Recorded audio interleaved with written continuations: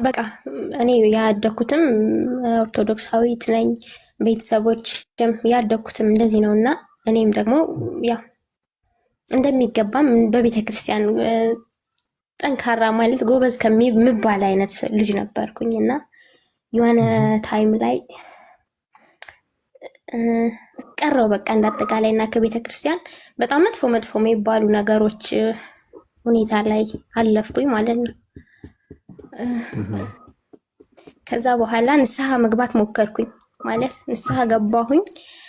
ደጋግ በአንድ ጉዳይ ተመሳሳይ 2-3 ጊዜ ተመሳሳይ ጊዜ ገባለሁ ንስሐ ማለት ነውና አንዳንዴ እኔ ብረሳው የሆነ እንዳልበደልኩ ይሰማኛል ስለምል አንዳንዴ መርሳት አልፈልግም ጥፋቴን ማለት ነው። አንዳንዴ ደግሞ በጣም እንቅልፍ ሲነሳኝና ሁል ጊዜ ስረበሽበት ያን ጉዳይ ጌታ ሆይ የሆነ ይቅር እንዳልከኝ እንዳቅ ምን ነው በረሳሁት ምን ነው እንዳልተፈጠረ በተሰማኝ ይላለሁ። የሆነ ይቅር ያልከኝን እንዳውቅ ይቅር እንዳልከኝ እንዲገባኝ ምን ነው በረሳሁት።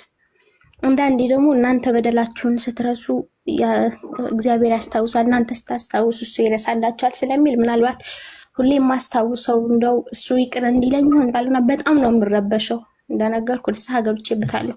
አሁን በርግጥ አገር ቤት አይደለም ያለሁትና ንስሐ ምናምንም ብቻ ጽፋትን ስታጠፋው ነው እንጂ መመለስ ስትፈልግ በጣም ከባድ ነውና በአካል ንስሐ ለመግባት በጣም ተቸግሬ ነበረ።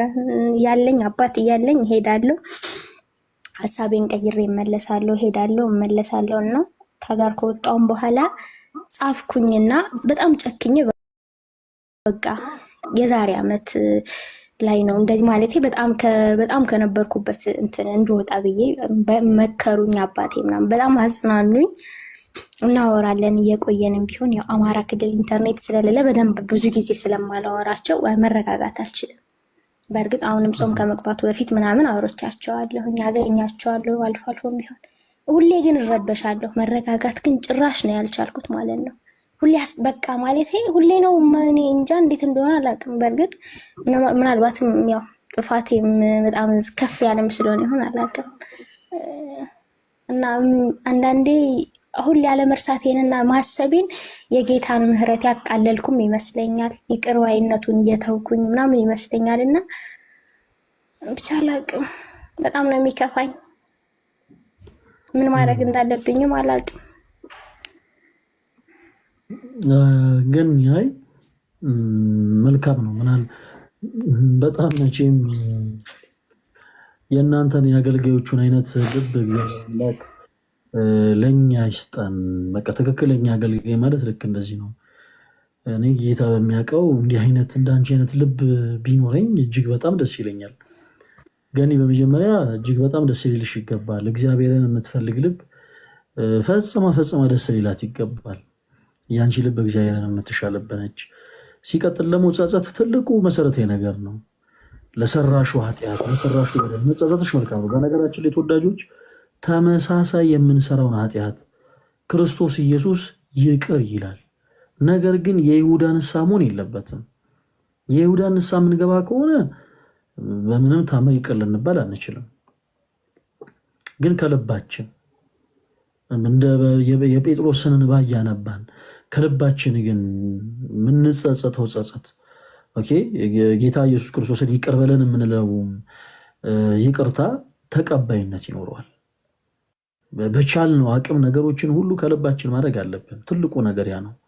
እግዚአብሔር አምላክ የሚወደው ትልቁ ነገር እኮ ጸጸት ምን ሆነና ገኒ እግዚአብሔር የሚወደው ትልቁ ነገር ምን ሆነና ጸጸትን እኮ ነው የሚወደው። እግዚአብሔር ከሁሉ አብዝቶ የሚወደውን ነገር እኮ ነው ገንዘብ ያደረግሽው ገኒ።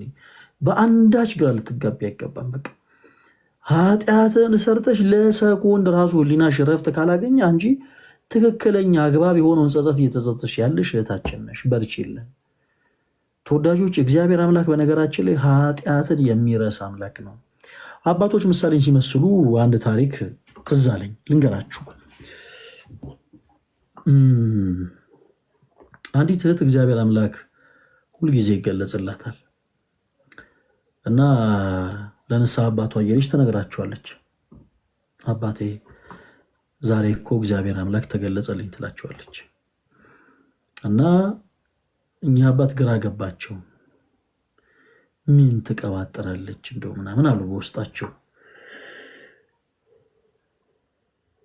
ከዛ እቺ ሴት እየሄደች አባቴ እግዚአብሔር ተገለጸልኝ፣ እኛ አባት ደግሞ እንደው ደጋግሞ ምንድነው እቺ ልጅ እንደው የምትቀባጥር ብለው ያፌዙባት ጀመር።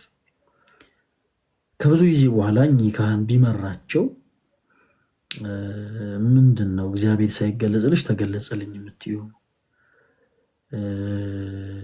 ይሄ ሰዎችን ማሰላቸት ነው ይላቷል። እና ያቺ ሴት ተነግራቸዋለች፣ አባቴ አይ በትክክል እግዚአብሔር ይገለጽልኛል ብላ ተነግራቸዋለች። መልካም በትክክል የሚገለጽልሽ ከሆነ ሁለት ጥያቄ እጠይቅሻለሁ፣ ያንን ጥያቄ ልጅ ትጠይቂዋለሽ። እውነት እግዚአብሔር ከሆነ የሚገለጽልሽ ይመልስልሻል። ምክንያቱም እኔ የምጠይቅሽን ሁለቱንም ጥያቄ ከእግዚአብሔር በቀር ማንም ሊመልሰው ስለማይችል ይሏታል እኚህ አባት። ያቺ ሴት እሺ አለች እና ወደ ካህኑ ቀርባ ሁለቱን ጥያቄ ትቀበላለች። አንደኛው ሰሞኑን እኔ ጋር የምትመላለስ አንዲት ንስሐ ልጅ አለችኝ እና እጅግ በጣም የገጠማት ከባድ ፈተና አለ። ያንን ፈተና ከኔ በቀር ለማንም አልተናገረችም። በእኔና በሷ መሀል ደግሞ ያለውን ሊያቅ የሚችለው እግዚአብሔር አምላክ ብቻ ነው። ኦኬ፣ እግዚአብሔር አምላክ ብቻ ነው። ሁለተኛው ደግሞ ከሰሞኑ እጅግ በጣም የሰራው ትልቅ ነውር፣ ትልቅ ኃጢአት አለ። ከአንድ ካህን የማይጠበቅ ትልቅ ኃጢአት፣ ትልቅ ነውር የሰራውት ነገር አለ።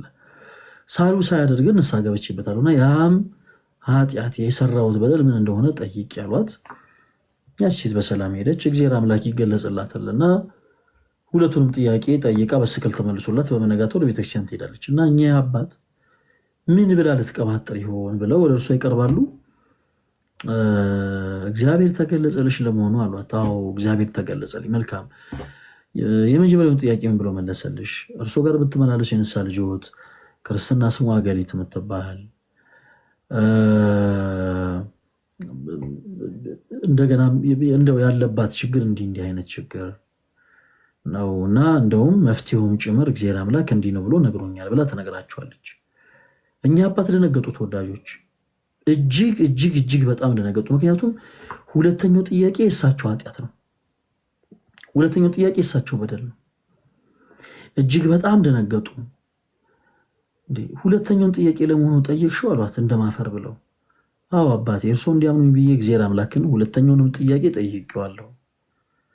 እና እኛ አባት በጣም እያፈሩ ለመሆኑ እግዚአብሔር ምን አለሽ ብለው ጠየቋት።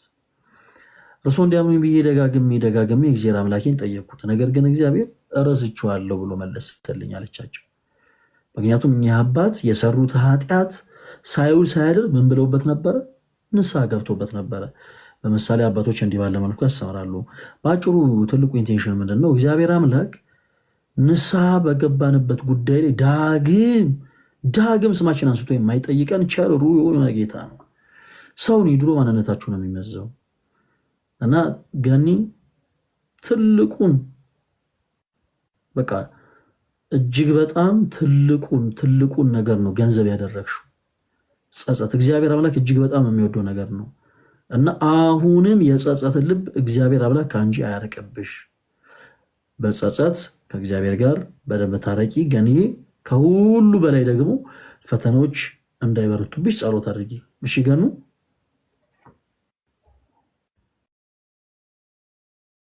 እንዴት ደስ እንዳለኝ አንተ አታውቅም። ጌታ ያክብርልኝ። አሜን አሜን። ገንዬ በርቺልን፣ እንወድሻለን። እሺ እኔ እወዳችኋለሁ።